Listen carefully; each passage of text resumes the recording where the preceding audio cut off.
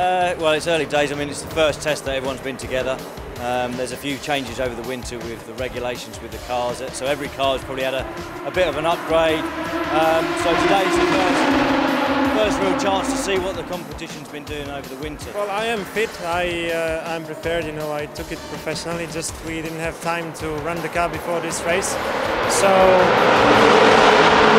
we are basically running in today. We didn't have any testing before, and it's not going to be easy. But you know, if we just keep working calmly, we should be okay for the weekend. I think we're in good shape. We had a good time of winter testing, and now we're back in real action for the first round of the year. So everybody is fit and ready to achieve and fight for that championship. In terms of the track, it's a new track to me. I mean, you just have to look at the place. I mean, you don't see it very often, do you? There's a lot of money, a lot of time and investment that have gone into a place like this, obviously for Formula One, and to showcase what they can do here, I suppose.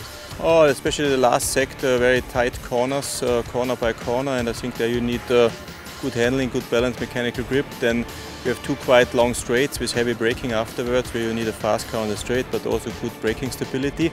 And this you all have to keep in mind as a driver, also as an engineer, to work this into the setup. Huh?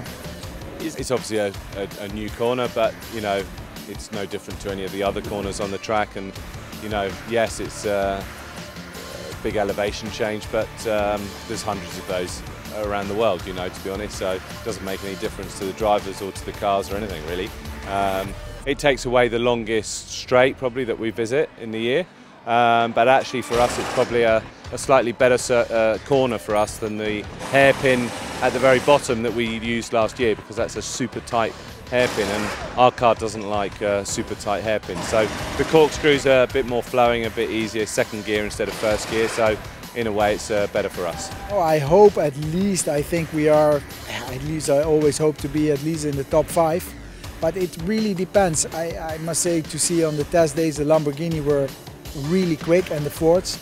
So it's not so easy to come there. And this year I think it's the best driver lineup ever I've seen on all the cars. So there is not one bad factor anymore. So yeah, it really comes down to everything. The challenge is more going to be the effort in the car with such heat.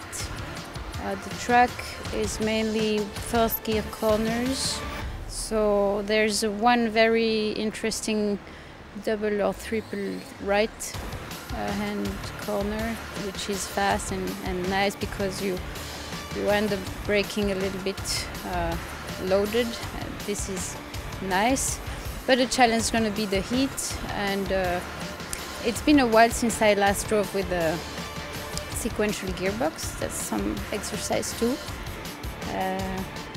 It's going to be interesting.